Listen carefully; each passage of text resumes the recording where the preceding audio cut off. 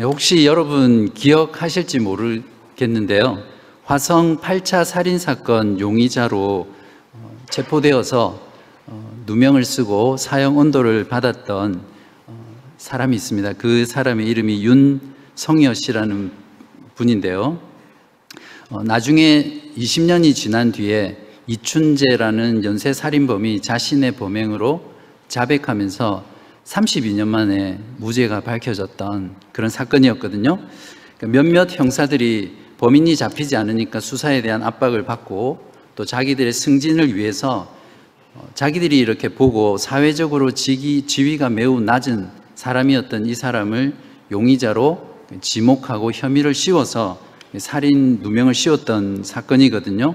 이때 윤 씨는 소아마비로 다리가 불편했었고 또 초등학교를 중퇴했기 때문에 한글을 잘 쓰지 못했다고 합니다. 윤 씨는 어쩔 수 없이 그 고문이 너무나 견디기 힘들었고 또 억지로 자백을 하라는 강요 때문에 할 수 없이 자기가 살인을 했다라고 인정을 하고 결국 사형에 처해졌지만 무기징역을 언도받았었거든요. 만약에 여러분이 이 사람의 입장이 되었거나 또는 이런 이야기를 듣고 있을 때 어떤 마음이 드세요? 저는 이러한 억울한 일을 당한 윤성여 씨를 생각해 보면 너무 가슴이 아프고 또한 자기 자신의 이익을 위해서 무고한 사람, 또 사회적으로 가치가 낮다고 여겨지는 사람을 특정해서 살인 누명을 씌운 그 형사들이 너무 화가 나고 어떻게 인간이 그런 죄를 저지를 수 있을까? 그런 생각들을 했습니다. 지금도 세상은 나아지지 않았습니다. 여전히 윤성여 씨처럼 억울하게 누명을 쓰고 옥살이 하거나 심지어는 사형까지 당하는 그러한 불의가 한국 사회 가운데 또 우리가 살아가는 이 세상 가운데 여전히 수많은 경우가 존재한다고 합니다. 오늘 본문은 하나님의 아들이신 예수께서 어떻게 인간의 악에 의해서 십자가의 죽음으로 넘겨지는지 그 과정을 생생하게 보여줍니다. 오늘 말씀을 통해서 저와 여러분이 우리가 하나님 앞에 지은 죄가 무엇이었는지 또 지금 우리가 짓고 있는 죄는 무엇인지를 다시 한번 깊이 깨닫고요. 하나님 앞에 진심으로 회개와 또 믿음으로 반응하는 그런 시간 되시기를 간절히 바랍니다. 예수께서는 26장 47절에서 체포가 되셨는데 그때부터 27장 56절까지는 예수 그리스도께서 십자가의 고난과 또 죽음을 받으시는 과정들을 하나하나 생생하게 그리고 있는 내용들입니다. 그래서 지난주에는 저희들이 예수님을 자신을 저주하면서까지 부인했던 베드로의 실패를 봤었고요. 그때 닭이 울었었는데 그러니까 해가 이렇게 이제 뜨는 시간이죠. 그때 이미 대제사장들로부터 사형 언도를 받았던 예수님은 이제 어떻게 될 것인가 그런 궁금증들이 우리 안에 있겠죠. 그래서 이 시간은 바로 그 뒤에 예수님이 어떻게 되는지를 살펴보겠습니다. 자, 오늘 본문 1절, 2절을 보십시오. 새벽에 모든 대제사장과 백성의 장로들이 예수를 죽이려고 함께 의논하고 결박하여 끌고 가서 총독 빌라도에게 넘겨주니라. 이번엔 모든 대제사장들과 장로들이 새벽에 모였습니다. 왜 모였냐면 이미 사형 언도를 내렸지만 그들은 예수님을 죽일 수는 없었거든요. 그래서 이 사형 언도를 내린 예수님을 어떻게 죽일까 공모하기 위해서 모였던 것이죠. 그 당시에는 로마 제국의 속국이 유대였기 때문에 유대 나라 사람들은 사람을 죽이는 사형은 실행할 수 없었거든요. 로마 제국은 그러한 것들을 통해서 자신들의 속국을 지배했던 시대였습니다. 그래서 이제 대제사장들은 빌라도의 손을 빌어서 예수를 죽게 하기 위해서 예수를 빌라도에게 넘기는 거죠. 우리가 여기서 주목해야 할 것은 예수께서 빌라도에게 넘겨진 것은 그 인간의 악에 의해서 어쩔 수 없이 넘겨진 것이 아니라 하나님의 정하신 뜻이었다는 것입니다. 예수님은 유대인뿐만 아니라 이방인을 포함한 모든 인간들의 구원주이셔야 했기 때문에 유대인뿐만 아니라 이방인들의 손에 넘겨져서 그들에게 정죄받고 죽으셔야 했습니다. 그것이 바로 유대인에게서 또다시 이방인에게로 넘겨진 이유입니다. 2절에 보시면 대제사장들과 장로들은 예수님을 완전히 범죄자 취급을 하고 있습니다. 결박했다라고 하고 있는데 어떻게 결박했는지 정확하게 알 수는 없지만 우리가 보통 죄인이 끌려갈 때 어떻게 갑니까? 손을 뒤로 하고 손을 묶이거나 아니면 몸에 밧줄을 칭칭 감고 그렇게 끌려가잖아요. 그러니까 예수께서는 바로 이러한 범죄자로 그들에 의해서 빌라도의 법정까지 이렇게 끌려간 것입니다. 대제사장 가야바의 법정에서 빌라도의 관정까지는 약 1.6km 정도가 된다고 합니다. 아침이니까 새벽에 해가 뜨고 아침이 되었으니까 거리에는 수많은 사람들로 북적북적하겠죠. 그러한 거리를 예수께서 범죄자로 취급당해서 도살당할 양처럼 1.6km의 거리를 수모 가운데, 치욕 가운데 걸어갔던 것이 예수님의 모습이었습니다. 물론 예수님은 하나님의 아들이시기 때문에 삼손처럼 묶였던 밧줄을 다 끊고 자기를 정죄한 그 모든 유대 사람들과 대제사장들과 지도자들을 다 불태울 수 있는 능력이 계셨지만 주님께서는 침묵하시고 묵묵히 그 길을 가셨습니다. 그러니까 예수 그리스도께서는 하나님의 정하신 뜻에 순종하기 위해서 그들에 의해서 넘겨주셨고 또 그 길을 가신 것이죠.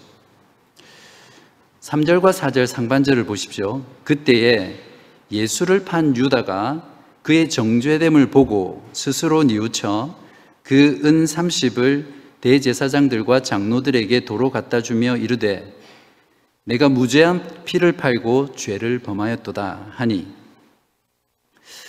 이때 예수를 판 배신자 유다가 돌연히 회개를 합니다. 하나님께서는 유다의 그 양심 가운데 폭풍을 일으키신 거죠. 죄가 없다는 것을 뻔히 알면서도 그 돈을 받기 위해서 자기가 3년 동안 자기를 사랑했던, 자기가 따라다녔던 그 스승을 이제 죽음 가운데 넘겨주게 되었고 또 그 스승이 죄 없이 죽어가는 것을 보고 유다는 자신의 양심 가운데 형언할 수 없는 그런 고통과 죄책감을 느꼈을 겁니다. 아마 양심이 미미하게라도 작동한 사람이라면 이런 일을 자행하고 결코 편안한 마음으로 있을 수 없었겠죠. 유다가 받았던 그 은 30을 주머니에서 이렇게 불룩한 주머니에 손을 넣고 만질 때마다 그 동전은 너무나 뜨거운 그런 것이었을 겁니다. 유다에게 찾아온 이러한 죄책감의 공포는 점점 더 유다의 목을 조여오면서 숨을 막히게 했고요. 또 금방이라도 터질 듯한 그런 풍선처럼 유다의 가슴은 그 고통 가운데, 그 공포 가운데 어떻게 할 수 없는 그런 상태였습니다.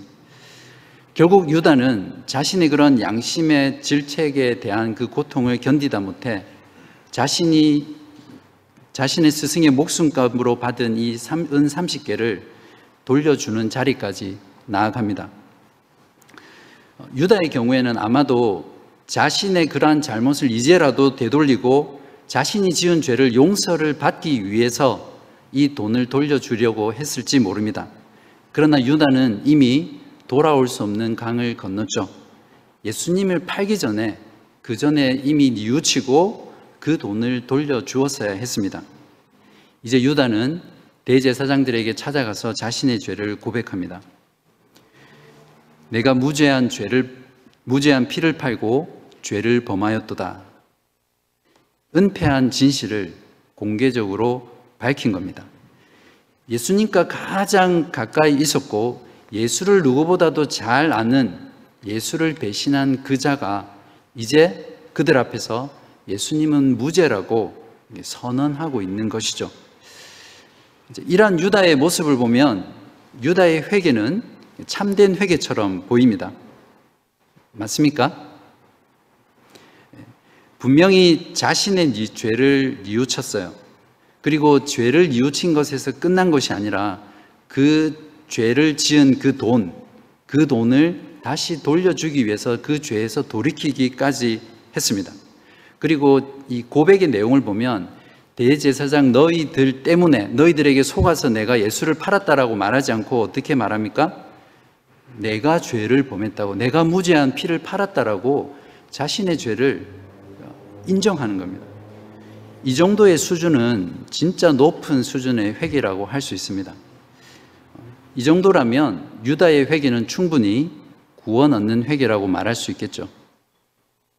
동의하십니까? 함정 있는 질문은 아닙니다. 자, 잠깐 여기에 대한 답은 접어두고요. 유다의 이러한 자백에 대해서 대제사장들이 어떻게 반응했는지를 살펴보겠습니다. 4절 하반절에 보시면 그들이 이르되 그것이 우리에게 무슨 상관이냐 네가 당하라 하거늘. 자, 이러한 대제사장들의 반응 때문에 이제 가룟 유다는 칠흑 같은 그 절망의 동굴에서 빠져나올 수 있는 마지막 기회까지 잃어버렸습니다. 결국 자신이 저지른 그 범죄에 대한 절망의 끝에서 유다가 선택한 것은 스스로 목숨을 끊는 것이었습니다. 5절에 보시면 유다가 은을 성소에 던져놓고 물러가서 스스로 목매어 죽은지라. 유다의 회개가 과연 무엇이 문제였기 때문에 이러한 결말을 맞이했을까요?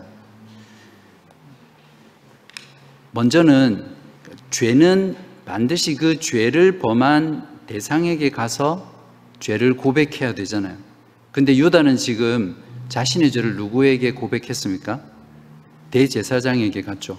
물론 그 대제사장에게 돈을 받았기 때문에 그 돈을 돌려주기 위해서 그에게 갔어야 했습니다. 그렇지만 거기에서 끝나면 안 되고 그 다음에는 자신이 죄를 범한 누구에게 가야 됩니까?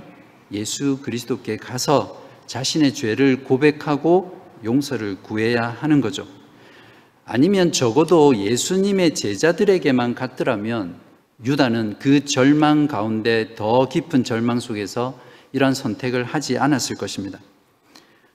너무나 죄송하고 또 너무나 뻔뻔스러울지라도 예수님께 가서 죄를 고백해야 했던 것이 유다의 참된 회개의 모습이어야 했습니다.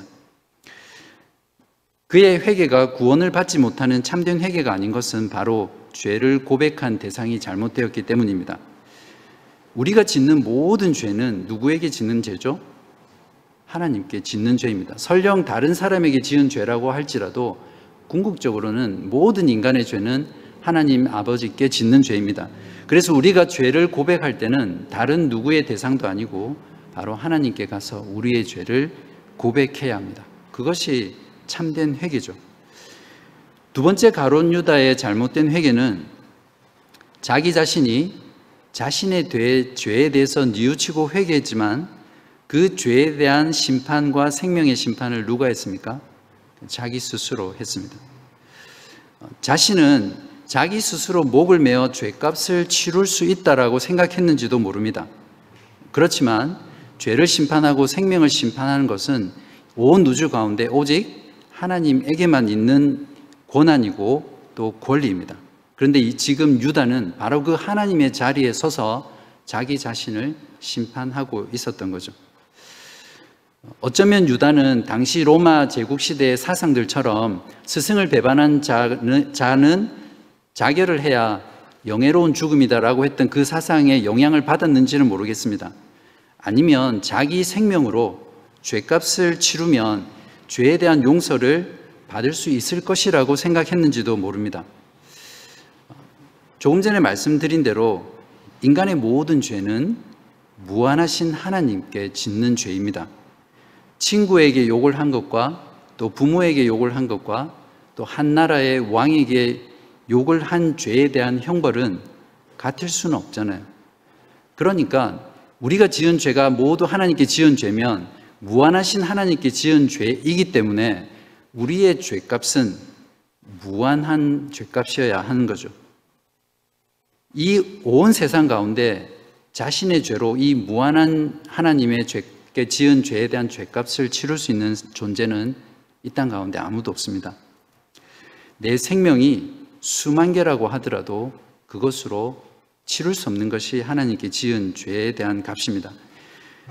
그렇기 때문에 중보자이신 예수 그리스도가 우리에게 필요합니다.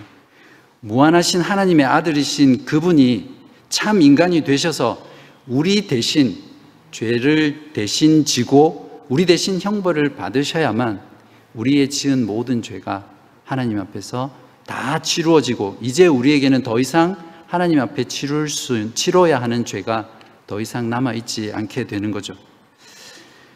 결국 가룟 유다는 자신의 죄에 대한 심판을 하나님께 맡겨야 했습니다. 하나님의 진노와 심판을 피하기 위해서 예수 그리스도께서 열어놓으신 그 길을 따라갔어야 했습니다.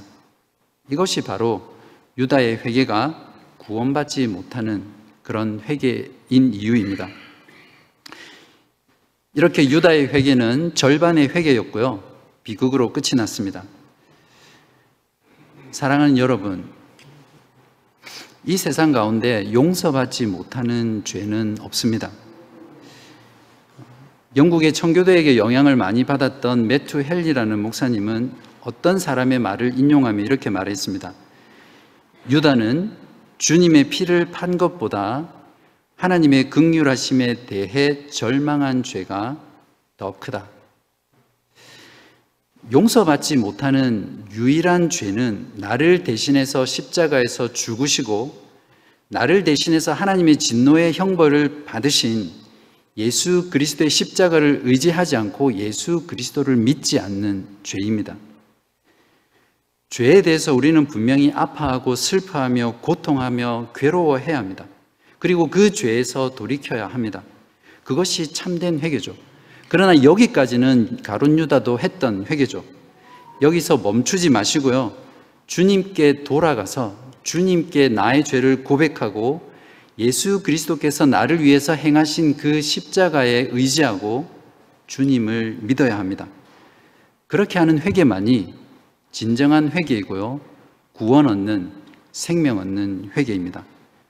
결론적으로 회개라는 것은 죄에서 돌이켜서 하나님께로 가는 것까지 가야만 그것이 진정한 회개입니다. 이렇게 유다의 회개와 그의 죽음을 통해 유다 지도자들의 죄 역시 입증되고 있음을 볼 수 있습니다. 이제 다시 유다의 자백에 대한 대제사장들의 반응으로 돌아가 보겠습니다. 4절 하반절에 보시면 그것이 우리에게 무슨 상관이냐, 네가 당하라, 이렇게 말을 했는데요, 정말 무서운 인간들이죠.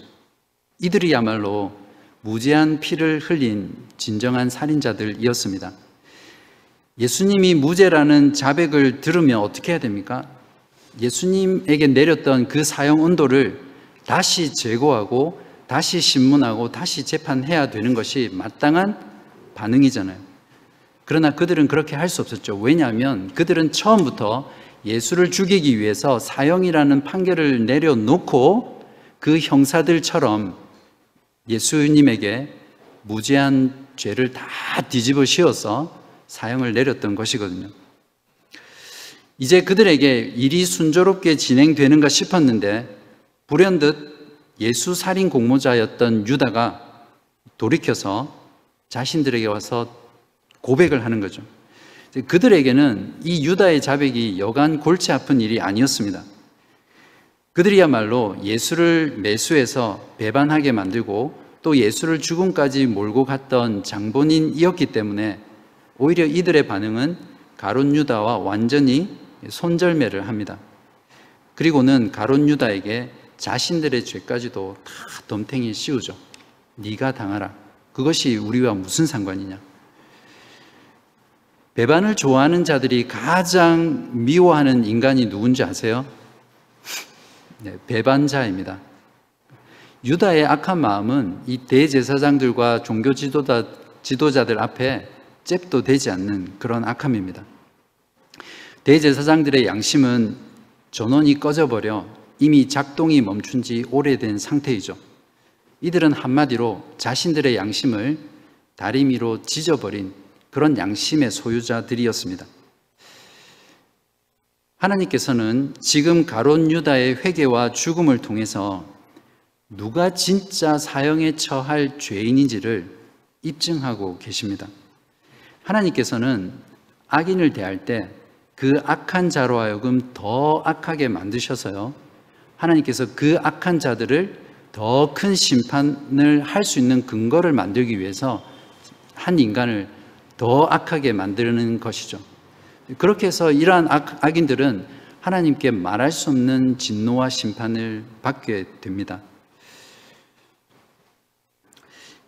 이제는 유대 지도자들의 또 다른 큰 추악한 죄를 유다가 성소에 던져놓고 간 그 은 30이 어떻게 되었는지를 추적하면서 찾아보겠습니다. 6절과 8절을 보십시오. 대제사장들이 그 은을 거두며 이르되 이것은 핏값이라 성전고에 넣어둠이 옳지 않다 하고 의논한 후 이것으로 토기장이의 밭을 사서 나그네의 묘지를 삼았으니 그러므로 오늘날까지 그 밭을 피밭이라 일컫느니라. 그들은 배반자 유다의 은 30을 창기가 번 돈이나 또 개 같은 자가 번 돈 취급을 했습니다. 그러니까 더러운 돈이라고 생각한 거죠. 신명기 23장 18절에 보면 창기가 번 돈과 개 같은 자의 소득은 어떤 소원하는 일로든지 내 하나님 여호와의 전에 가져오지 말라. 이 둘은 다 내 하나님 여호와께 가증한 것임이니라. 율법 준수의 열성이었던 그들은 유다가 던진 이 더러운 돈, 은 30을 결코 성전고, 그러니까 성전에 돈을 모아놓는, 재물을 모아놓는 그 창고를 말하는데 거기에 둘 수 없었던 거죠. 그런데 사실 이 은 30의 출처가 어디입니까? 바로 대제사장들이 유다를 매수하기 위해서 준 돈이잖아요. 그리고 그 돈은 또 어디서 나왔습니까? 바로 성전고에서 꺼내온 돈으로 유다에게 준 돈이거든요. 그들은 그 성전고의 돈으로 그들의 배를 채웠고 그들의 부를 누리면서 살았던 그런 추악한 인간들이었습니다. 이러한 유다의 은 30전을 성전고에 넣을 수 없다라고 하면서 넣지 않는 이 종교 지도자들은 얼마나 부패하고 얼마나 타락한 그런 종교적인 위선자들이었는지 모릅니다. 오늘 성경은 바로 이들의 이러한 죄를 낱낱이 까발리고 있는 거죠. 바로 이 모습이 인간의 본성입니다. 인간의 악한 본성입니다. 거듭나서 예수 그리스도를 믿고 성령으로 새롭게 되지 않은 자는 우리의 본성 가운데 바로 이러한 악들을 감춰놓고 사는 거죠. 그리고는 이제 대제사장들은 이 은 30으로 나그네를 위한 묘지를 삼기 위해 토기장이의 밭을 삽니다. 유대인이 아닌 다른 민족 중에 유대교로 개종한 사람들은 유대의 명절을 지키기 위해서 예루살렘에 명절을 지키러 오거든요. 멀리 왔다가 예루살렘에서 죽게 되면 그들을 매장시켜줄 수 있는 가족이 없었기 때문에 그들을 위한 묘지를 마련하는 것이 하나의 선행과 또 자선으로 여겨졌었거든요. 지금 대제사장들은 그 은 30으로 이 나그네를 위한 묘지를 샀습니다. 겉으로만 보면 분명히 대제사장들의 이러한 행위는 선행이죠. 자선을 베푼 것이고 구제를 한 것입니다. 그러나 실상은 그들의 지독한 그 악을 자선이라는 선행을 가지고 포장하려고 했던 그들의 철저한 위선과 외식의 죄라고 볼 수 있습니다. 이렇게 유다의 회개와 죽음을 통해서 그들이 의도하지 않았지만 예수 그리스도가 무죄라는 것을 입증했고요. 또 그들이야말로 무죄한 피를 흘린 살인자들이었다라는 것을 입증하게 되었습니다. 무죄한 피와 함께 오늘 본문에서 마태는 은 30이라는 단어를 반복해서 3절, 5절, 6절, 7절, 9절에서 사용하고 있습니다. 성경에서 반복된다라는 말은 중요한 의미고 또 주제라는 그런 의미거든요.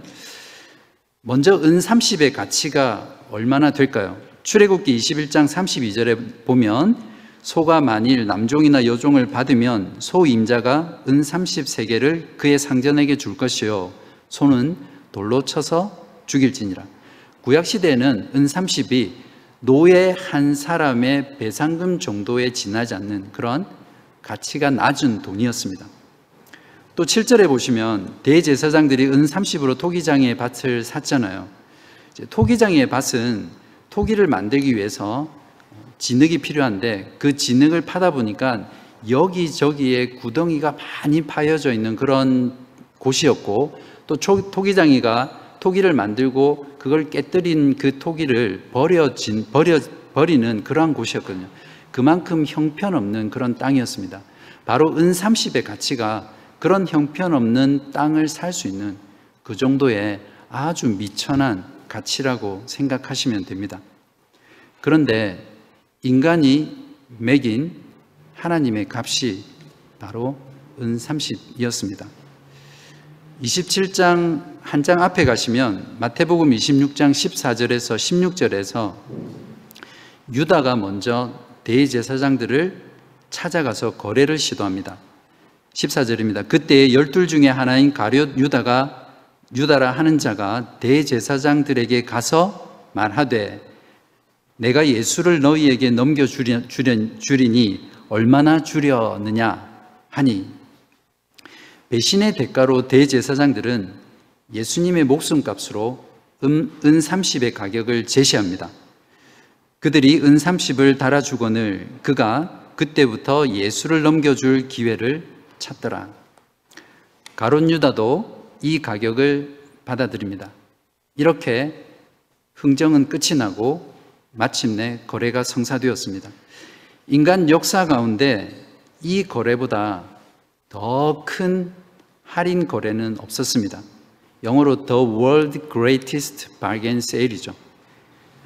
하나님의 아들이신 예수 그리스도의 목숨값으로 은 30을 받고 팔았던 거죠. 그것의 거래가 일어난 겁니다. 그들에게는 사실상 하나님이신 예수 그리스도의 가치가 딱 은 30에 지나지 않았습니다. 이들이야말로 하나님을 무가치하게 여긴 절대 용서받지 못할 그런 신성 모독죄를 범한 것이죠. 사실상 예수 그리스도를 믿기 전에는 이 땅에 있는 모든 인간 존재는 절대로 결코 스스로 하나님의 가치를 알 수 없습니다. 대제사장들과 가룟 유다가 주고 받고 던져버린 그 은 30은 예수 그리스도의 무죄한 핏값이었습니다. 대제사장들도 알고 유다도 잘 알고 있었고요. 그들의 입으로 이 사실을 입증했습니다. 그들은 분명 하나님이신 예수 그리스도를 은 30과 같은 무가치한 존재로 여겼고요. 죄 없으신 그분을 죽음으로 넘겨 무죄한 피를 흘리게 한 죄인 중에 죄인들이었습니다. 이제 마태는 오늘 본문의 9절과 10절에서 이 사건들을 평가하면서 이 모든 일들이 그저 악인에 의해서 어쩔 수 없이 예수께서 당해서 죽음을 당한 그런 일이 아니라 하나님의 말씀이 성취된 것이라고 강조하고 있습니다. 9절과 10절을 보시면 이에 선지자 예레미야를 통하여 하신 말씀이 이루어졌나니 일렀으되 그들이 그 가격 매겨진 자 곧 이스라엘 자손 중에서 가격 매긴 자의 가격 곧 은 30을 가지고 토기장이의 밭값으로 주었으니 이는 주께서 내게 명하신 바와 같으니라 하였더라. 이 구절은 아마 세워주기 모임에서도 많은 논의가 있었고 또 어떻게 이해를 해야 될지 모른다고 제가 들었었는데, 사실 지나가려고 하다가 안 그러면 성경 공부 시간이 될 것 같아서 했는데 잠깐 다루고 넘어가도록 하겠습니다. 마태가 인용한 구절은 명백하게 스가랴 11장 12절에서 13절의 말씀의 내용입니다. 그런데 이것을 스가랴가 아니라 예레미야 선지자가 말한 것이 성취되었다 이렇게 말을 합니다. 이 문제를 해결하기 위해서 많은 주석가들이 저마다 해결책을 제시하고 있는데 최소한 5가지, 6가지가 넘습니다. 9절과 10절에서 예레미야의 선지자의 말이라고 인용한 부분은 스가랴 11장 12절 13절이 분명한데, 그렇다면 성경에 오류가 있는 것인가, 이렇게 생각할 수 있습니다. 그래서 제가 여러분들에게 설명드릴 수 있는 것은 그 중심 내용을 보면 9절과 10절과 또 오늘 본문의 사건이 스가랴 11장 그리고 예레미야 19장과 서로 어떤 사용된 단어라든지 또 그 주제면에서 공유되는 부분들이 많거든요. 그래서 제가 일일이 그 본문을 찾아서 설명을 드릴 수 없기 때문에 주보에다가 표를 만들어 드렸습니다. 보시면 여러분들이 이해하시는데 도움이 되실 겁니다. 자, 이러한 것을 기본 전제로 두면 두 가지 대안을 제시할 수 있는데요. 첫 번째는 마태는 예레미야서의 사상과 스가랴 11장의 내용을 복합적으로 인용을 하면서 당시에 더 사람들에게 유명하고 더 대표적인 선지자로 여겨졌던 예레미야를 인용하는 겁니다. 이것은 마가도 동일한 방식을 썼는데요. 세례 요한의 출현을 예고하면서 마가복음 1장 2절과 3절에 보면 분명히 이사야 선지자의 말씀이라고 하면서 말라기 선지자의 예언을 인용하거든요. 그리고 그 뒤에 이사야 선지자의 말을 인용합니다. 그러니까 복합적으로 인용하되 당시 더 유명하고 대표적인 선지자였던 이사야를 거기다 갖다 인용하는 거죠. 물론 스가랴나 말라기는 좀 서운할지 모르지만, 두 번째 해결책은 마태가 의도적으로 실수를 했다는 겁니다. 그렇게 의도적으로 실수해서 마태복음을 읽는 독자들이 스가랴 말씀 11장 말씀을 떠올리면서 예레미야를 배경으로 그것에 근거해서 그 말뜻을 이해하기를 원했던 거죠. 그런 의미로 이렇게 썼다고 볼 수 있습니다. 아무튼 중요한 건 예수님이 죽음에 넘겨지신 것은 이미 600년 전, 400년 전 훨씬 이전에 하나님의 말씀에 의해서 예언되고 그 예언된 것이 성취된 사실이라는 겁니다. 하나님의 아들이신 예수 그리스도가 자기 백성들에게 은30에 팔려 무죄한 피를 흘리며 죽게 되는 것은 악에 의한 어쩔 수 없는 희생이 아니라는 겁니다. 그리스도의 십자가는 하나님의 정하신 뜻과 미리 아신 그분의 전능하신 지혜에 따라서 하나님의 정확한 때에 하나님의 방법에 따라 성취된 하나님의 구속의 사건이라는 것을 마태는 그의 복음서를 통해서 마지막에 강조하고 있는 것입니다. 오늘 본문을 통해 예수님은 잔혹한 인간들에 의해서 무가치한 존재로 취급받으며 무죄한 분이 죽음으로 넘겨진 것을 보았습니다. 성경 로마서 4장 25절에도 분명히 우리의 범죄함 때문에 예수님께서 넘겨지셨다라고 확증하고 있습니다. 사실 우리 모두가 대제사장들이고 장로들이며 가룟 유다였었고 또 지금 그럴지 모릅니다.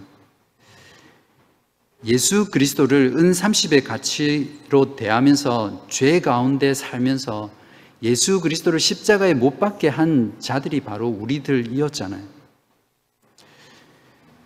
그렇기 때문에 예수 그리스도를 믿지 않는 모든 인간은 예수 그리스도를 무가치하게 대하고 있는 것이고요. 또 무죄한 피를 흘리고 있는 그런 죄인입니다. 그렇기 때문에 주님을 믿지 않는 모든 자들의 머리 위에는 하나님의 진노와 형벌이 그들 가운데 드려져 있는 것이죠. 만약에 이 자리에 아직도 예수 그리스도를 믿지 않고 회개하지 않는 분이 계시다면 지금 예수 그리스도의 십자가를 의지하고 회개와 믿음으로 주님 앞에 나아오십시오. 그분이 나를 위해서 피 흘리시고 나를 위해서 죽으신 그 십자가를 믿으시고요. 하나님을 진정으로 알아보는 그런 참된 가치를 알아보는 복된 존재로 거듭나시기 바랍니다. 여러분은 살인 누명을 쓰고 20년을 감옥에서 보낸 윤석여 씨에게 나라에서 얼마를 보상해 줘야 된다고 생각하세요? 윤석여 씨는 형사보상금으로 하루 최저임금의 5배를 계산해서 20년 동안 옥살이한 날을 곱해서 약 17억 6천만 원 정도를 받을 수 있었다고 합니다. 물론 제가 찾아보니까 실제로 얼마를 받았는지는 알 수는 없더라고요. 그때 보상금에 대해서 묻는 기자가 있었는데요. 윤 씨가 그렇게 말했다고 합니다. 100억 원을 1000억 원을 준다 한들 내 인생과 바꿀 수 있겠냐 라면서 만약 기자님한테 20억을 줄 테니 감옥에서 20년을 살아라 하면 살 수 있겠냐, 보상이라는 이야기가 나오는 것 자체가 싫다라고 대답했습니다. 여러분은 어떠세요? 여러분에게 20억 주시면 20년 동안 감옥에 가실 수 있으세요? 윤 씨의 말처럼 윤 씨가 당한 그 억울함은 그 어떤 걸로도 보상받을 수 없는 것입니다. 하물며 만왕의 왕이시고 만유의 주이신 예수 그리스도를 무가치한 존재로 취급하고 무죄하신 그분을 십자가에 못 박은 우리들의 죄값은 무엇으로 갚을 수 있겠습니까? 여러분의 목숨이 수억만 개, 수조 개가 있어도 그 목숨을 내어놓는다고 하더라도 갚을 수 없는 죄값이 바로 우리가 하나님께 지은 죄입니다. 그저 나를 죄 없다 선언하시기 위해서 무죄한 피를 흘리시고 또 죽으신 그 예수 그리스도를 의지하고 예수를 믿는 길 밖에는 없습니다. 그것만이 하나님께 지은 모든 죄값을 다 치르고 하나님께 무죄 선언받고 새로운 생명을 받는 유일한 길입니다.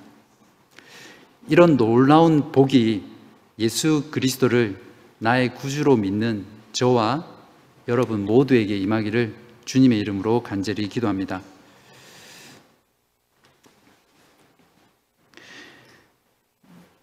사랑과 긍휼이 풍성하신 하나님 아버지, 오늘 말씀을 통해서 우리가 하나님께 어떠한 죄인이었는지를 밝혀 드러내 주셔서 감사합니다.